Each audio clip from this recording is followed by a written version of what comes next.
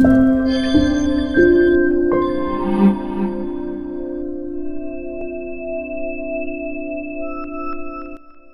datang di Conversera, podcastnya mahasiswa muda berkarya. Sebelum podcast kita mulai, maka alangkah lebih baiknya kita kenalan dulu nih. Karena ada pepatah mengatakan, tak kenal maka tak sayang. Maka perkenalkan saya, Ozana Laula, sebagai pembawa acara pada podcast episode kali ini.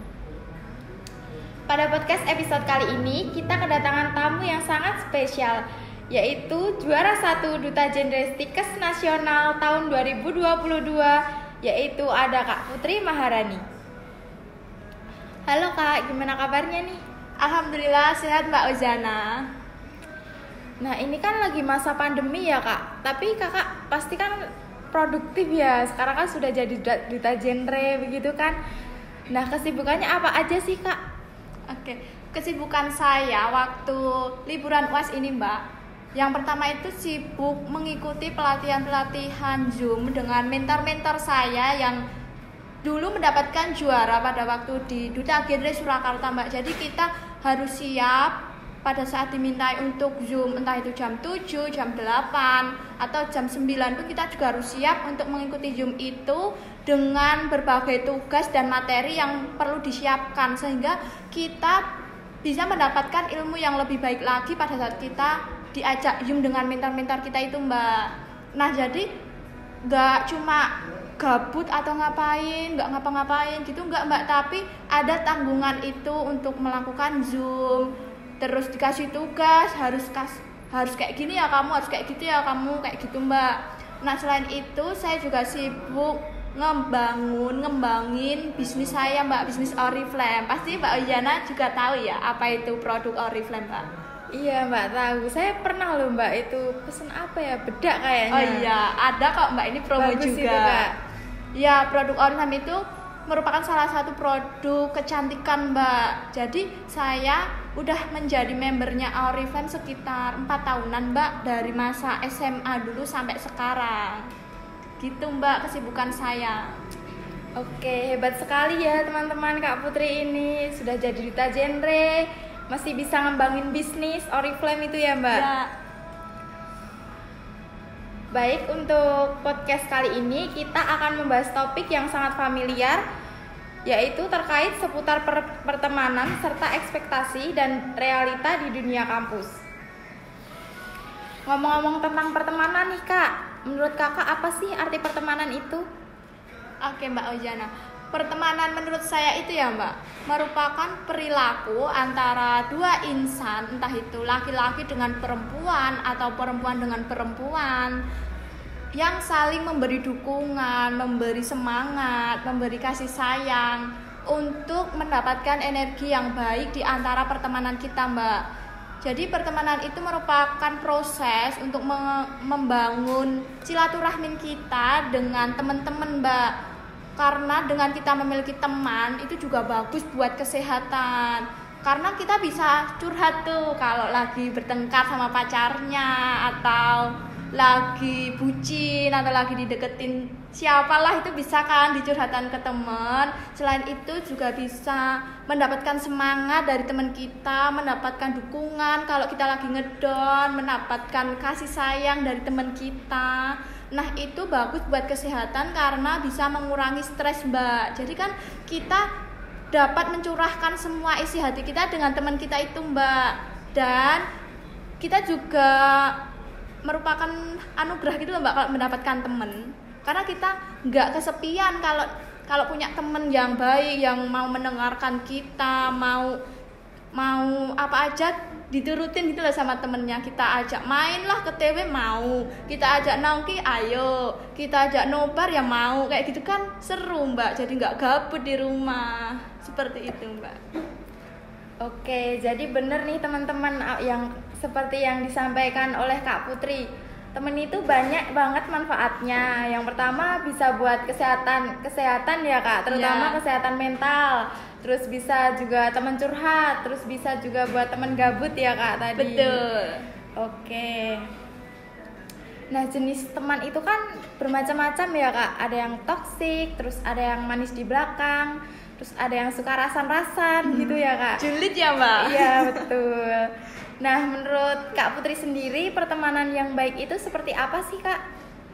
Pertemanan yang baik menurut saya itu ya Mbak, pertemanan yang memberi energi positif antara satu insan dengan insan yang lainnya Mbak. Jadi di saat kita mendapatkan energi positif dari teman kita, teman terdekat kita, pastikan kita mendapatkan sebuah semangat gitu loh Mbak untuk ngejalanin hari-hari kita. Jadi enggak mikirnya yang jelek-jelek terus. Kalau kita punya teman kan punya tempat buat curhat, sehingga nanti kita lebih plong untuk menjalankan aktivitas selanjutnya.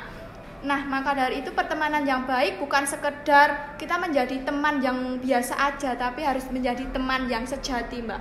Karena menurut saya mencari teman itu mudah. Kita ketemu siapa, kenalan, udah jadi teman itu. Tapi mencari teman yang sejati, yang mau menemani kita saat susah, senang, mau mendengarkan keluh kesah kita, itu sulit Mbak, mencari teman yang sejati.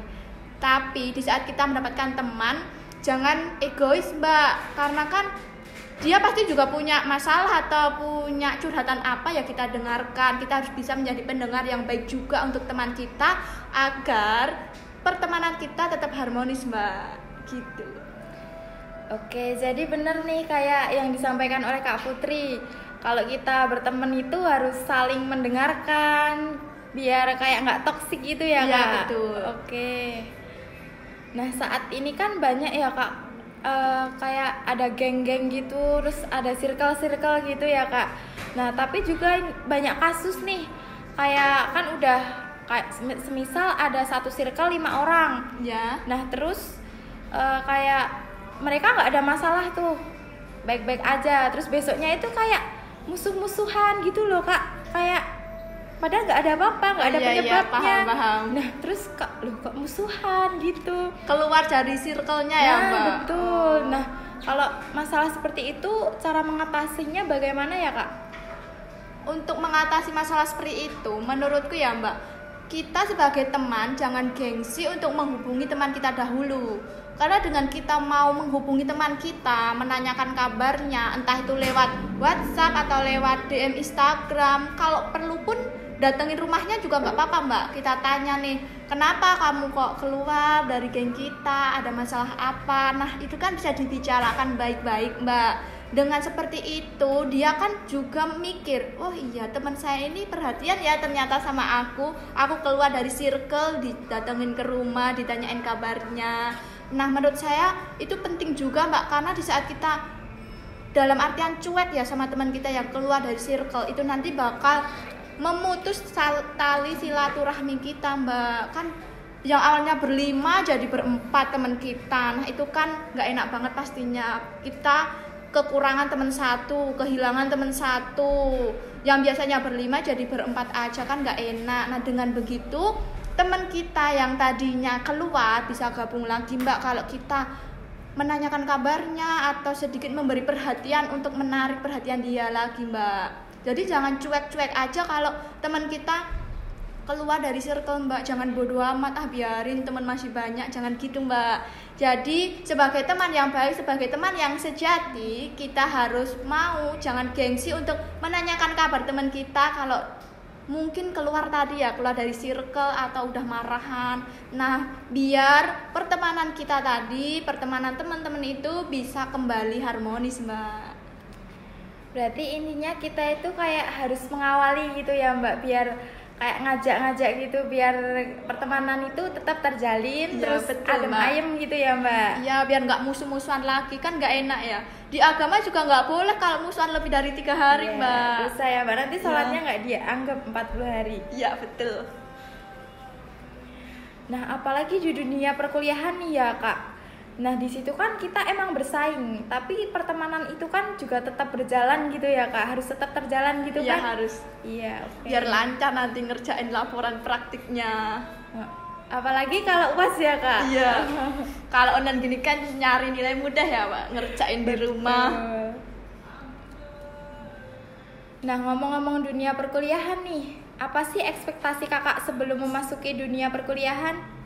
Oke Mbak, ekspektasi saya untuk masuk dunia perkuliahan itu di pikiran saya itu indah, seneng, bagus, keren gitu loh Mbak. Kalau anak kuliah pakai alma mater, apalagi anak kesehatan ya berseragam lah intinya. Nah ternyata pada saat pertama kali offline kuliah itu beda banget dari pikiran saya Mbak. Nah itu saya langsung praktik ya Mbak, praktik farmasetika dasar. Nah ternyata saya pikir cuma pakai tote bag aja, terus pakai buku diary atau buku binder satu aja pun cukup. Ternyata enggak, kita harus bawa buku itu 5 macam dan itu bukunya tebel-tebel Mbak, sampai segini.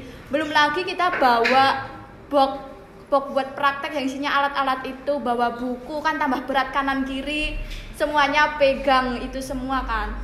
Nah selain itu pada saat mos kuliah itu saya kira cuma sehari 2 hari ya Mbak. Ternyata itu di universitas, di sekolah tinggi itu nggak cuma 3 hari, 2 hari Mbak, sampai 6 hari. 3 hari institusi, 2 hari prodi, dan itu tugasnya Masya Allah banyak banget Mbak. Tugas-tugas mas itu yang bikin kita jadi agak berat gitu loh, agak nggak yakin ini mau dilanjut enggak ya, kayak gini banget mas aja kok kayak gini tugasnya. Mati mental ya Mbak? Iya langsung kena mental tuh kalau yang nggak kuat. Ada kok Mbak temen saya yang nggak kuat langsung mengundurkan diri karena mosnya itu. Oh berarti pas mos itu mengundurkan diri begitu? Iya langsung, baru sehari mos, belum lanjut di selanjutnya di tugas-tugas yang lebih mengerikan ya Mbak ya. Saya itu tidur sampai jam 2 malam buat nyelesain tugas-tugas mos itu. Nah tugas mos itu nggak cuma 1, 2, 3 udah selesai enggak, tapi kita bikin ini masih ada tugas yang lainnya, masih harus di ACC-kan ke mentor kita bener enggak, kalau salah ya harus revisi Mbak. Dan itu enggak cuma revisi 1 kali tapi 2 kali, 3 kali, dan deadline-nya itu mepet banget pagi-pagi. Sedangkan hasilnya malam. Dulu Zoom itu kan pada saat saya itu kan masnya Zoom ya Mbak, online. Dari jam 6 harus sudah standby depan kamera, harus berseragam, harus ngikut aturan. Kalau mos hari ini pakai seragam apa, mos besok harus pakai baju apa. Kalau dimintai pakai baju batik ya pakai baju batik. Kan nanti tiba-tiba si komdisnya itu pasti minta ya untuk on cam, untuk ngecek kita bagaimana pakaian kita itu benar-benar menurut aturan atau tidak, kayak gitu Mbak. Ternyata riwah banget mos itu Mbak. Tapi ya itu penting sih untuk melatih kita mengerjakan tugas-tugas dari dosen itu ya, gambarannya seperti mos itu Mbak. Kita dikasih tugas, deadline-nya mepet, kasih tugas, deadline-nya mepet. Dan dosen kan nggak cuma 1 ya Mbak, banyak. Dan itu belum tugas yang dari dosen ini deadline-nya besok, tugas yang dosen ini deadline-nya nanti sore. Tuh kan otaknya muter terus. Itu Mbak, jauh banget dari ekspektasi saya yang kuliah itu enak, kuliah itu indah, kuliah itu keren, kayak gitu Mbak. Berarti cukup jauh ya Mbak dari ekspektasi Mbak sebelumnya. Iya betul sekali. Tapi tak lepas dari itu, kita kan udah masuk kuliah nih, udah mau susah-susah, udah bayar mahal-mahal ya Mbak. Tapi kita juga harus tetap dijalanin, harus tetap semangat. Pastinya. Kan ada harapan orang tua Mbak yang harus menjadikan kita anak sukses, anak yang membanggakan pada saat wisuda nanti. Betul. Nah, menurut kakak, bagaimana sih cara menjalani kehidupan kampus yang tidak sesuai dengan ekspektasi kita sebelumnya? Oke. Menurut saya untuk menjalani dunia kampus yang di luar ekspektasi kita itu ya Mbak, kita harus tetap menjalankan tugas-tugas kita dengan baik. Karena apa? Karena itu salah satu awal semangat kita untuk melanjutkan step-step selanjutnya Mbak. Karena nggak mungkin kan kita udah kuliah mahal-mahal, apalagi swasta, pasti bayarannya tuh bisa buat beli motor 1 Mbak. Lebih itu Mbak? Iya, bisa dapat Scoopy kalau di Stikes ya. Nah itu yang membuat kita harus semangat. Karena kan cari uang juga susah, butuh perjuangan, nggak cuma metik dapat duit ya Mbak. Nah dengan kita semangat, dengan kita patuh dengan peraturan-peraturan kampus, dengan kita mengerjakan tugas-tugas dengan baik, itu sudah cukup untuk menghilangkan ekspektasi-ekspektasi yang di luar dugaan tadi Mbak. Nah selain itu kan kita juga dapat temennya kan pasti juga baik-baik ya Mbak, apalagi dengan teman baru, dengan cerita baru, dengan awal baru, kita rajut lagi proses-proses kita menuju kesuksesan itu Mbak. Nah, jadi di saat dunia kampus kita itu jauh dari realita kita, jangan berhenti di situ, jangan stuck, aku pengen keluar dari kampus, gak enak, pengen cari kampus lain. Nah, belum tentu juga di kampus lain itu rasanya enak, Mbak, karena kan kita sama-sama kuliah, sama-sama mencari ilmu, sama-sama mencari jenjang pendidikan yang lebih tinggi lagi agar menjadi orang yang sukses untuk kedepannya, Mbak.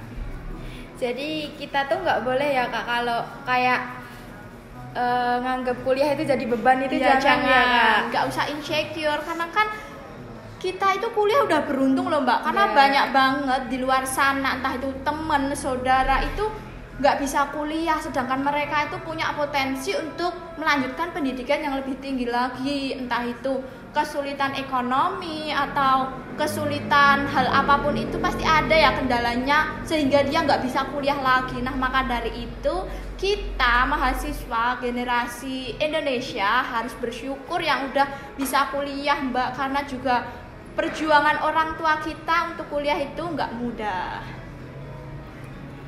Nah, boleh juga nih Kak disampaikan motivasi-motivasi untuk penonton yang baru duduk di bangku perkuliahan agar mereka tetap semangat dalam menjalani kuliah, karena realitanya itu ekspektasinya itu jauh gitu ya Kak dari realitanya. Nah, boleh nih disampaikan motivasinya.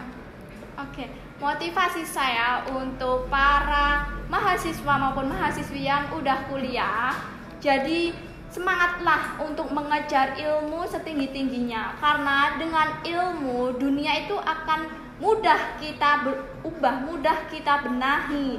Kan beda ya orang yang berpendidikan dengan orang yang tidak berpendidikan, itu pasti akan lebih dihormati, lebih dihargai orang-orang yang berpendidikan.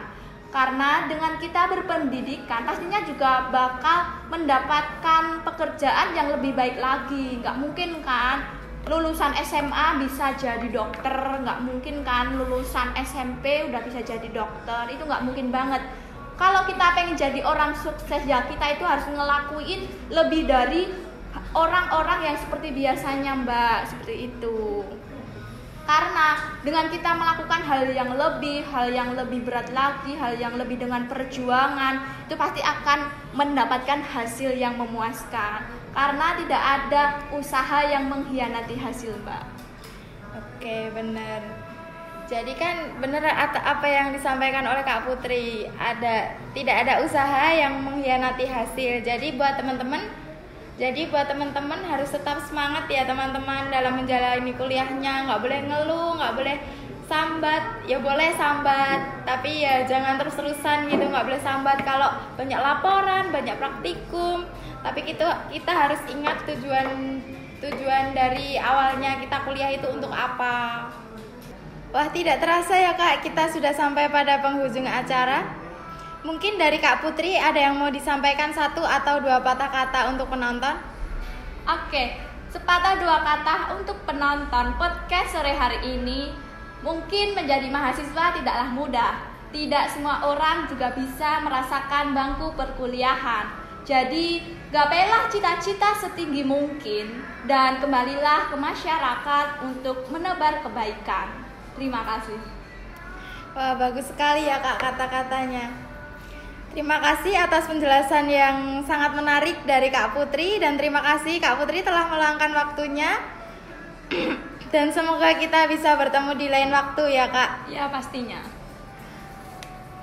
Sekian podcast Conversera episode 1 season 2 kita pada hari ini.